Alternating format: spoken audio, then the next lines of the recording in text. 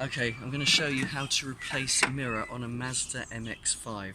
My model is a 2007 model, and I'll give you information about which models this applies to. For this one, get yourself a new mirror. I bought this on eBay, and it just so happened by luck to match the colour of my car perfectly. But I was thinking if it hadn't have done, I could have got a chrome cover for it and done the same on the other side. Start by putting the cable for the mirror through the hole. You'll have removed the old mirror by this stage, which is the reverse of the way of putting it back, which I'm going to show you now. It swivels so that you can get access to the screws, and you'll need a Torx screwdriver to do it with. And actually I'm not using a ratchet set to do this, but I'm just using a Torx screw off a multi-tool, and I'm going to turn it by hand to get it started, and then I'll give it a tighten up at the end with the other end of my screwdriver, just in case you don't have the correct socket for this. That's how I did it. And same on the other side.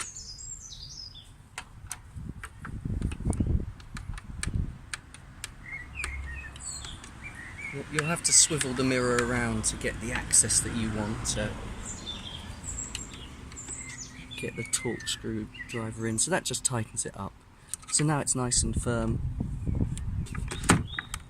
and that's going to be its finished position. Then coming round to the inside,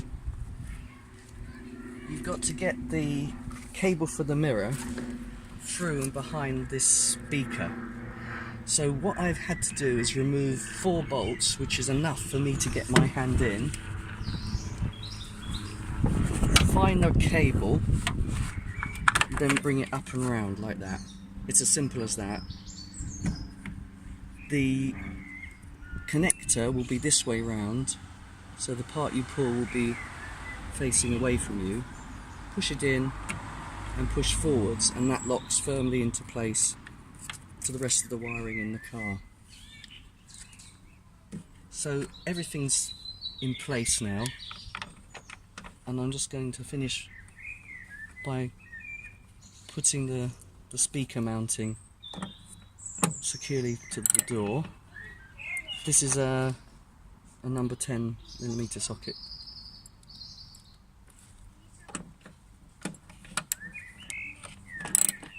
So there's 4 screws to do.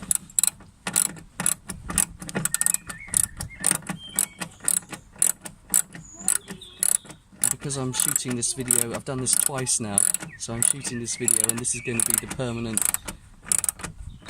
end position of it. I'm going to tighten all 4 bolts, so bear with me.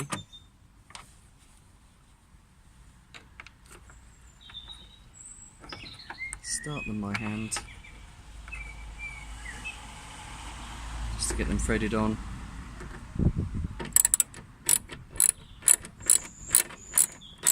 Second one.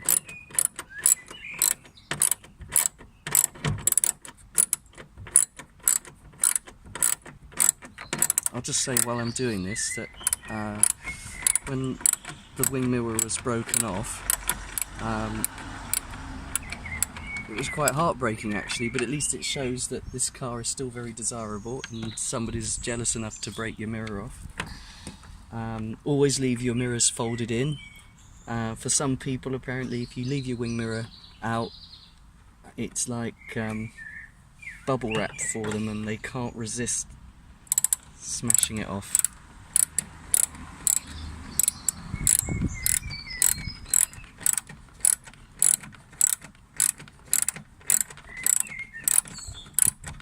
I very much hope that this doesn't happen to you, but you might need to be removing your mirror for a nice reason.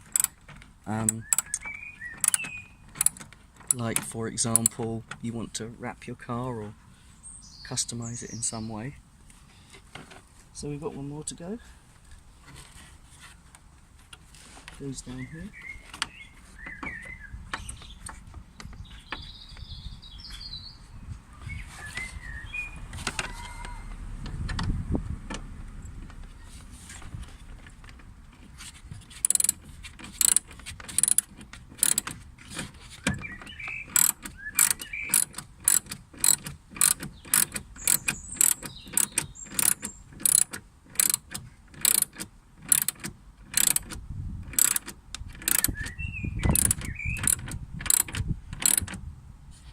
Nice and firm. And now the final part is the door trim, and it's actually more difficult to remove it than it is to at the first time round. And I was thinking, because it was so difficult removing it, I'd have problems putting it back. But the reason why it's tricky to remove is it's connected to these plastic bolts here, and they match a kind of hook on the inside. But because it's only held in place really with 3 screws, you don't need to bother with those. You can just hook it over the door.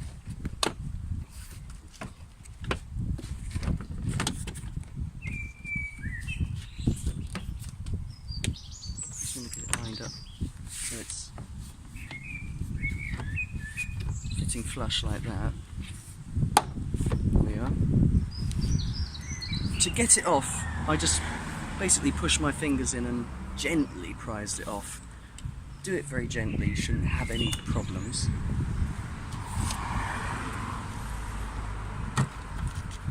Just make sure it's all fitting neatly around the door frame.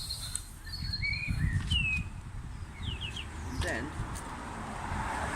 it's just 3 screws which will hold it really firmly. Turn it round for me, so they can. Thanks.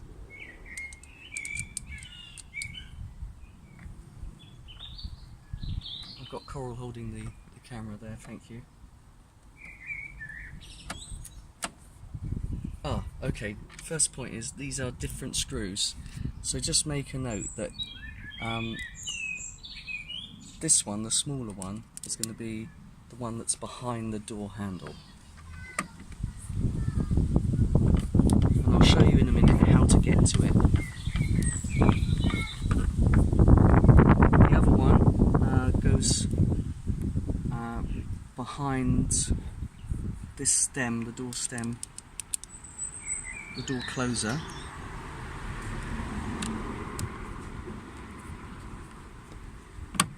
That's it.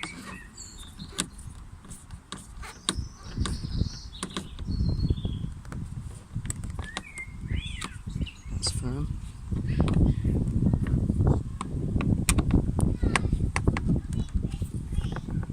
And then the final one, it's sort of hidden away, but that just fits in here in the cup holder. There's the receiver for the screw is just down there. You need to push it forwards so as to allow the screw to get access to it.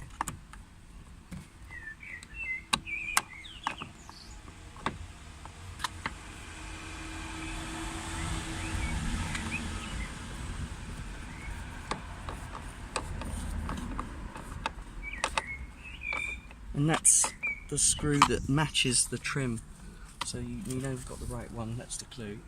To finish off, we're going to put the cover for the handle cover in, so get it the right way around. Pop that back in there. To get that out, I found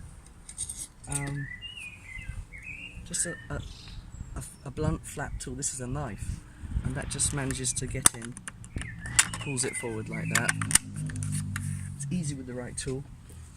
And finally, there's the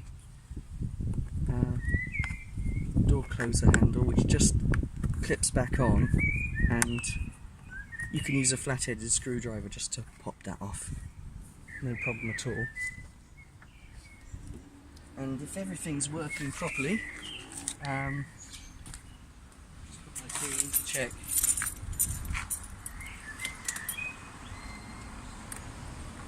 You have control over the mirror now. Electrically, that's the job done basically. Easy enough.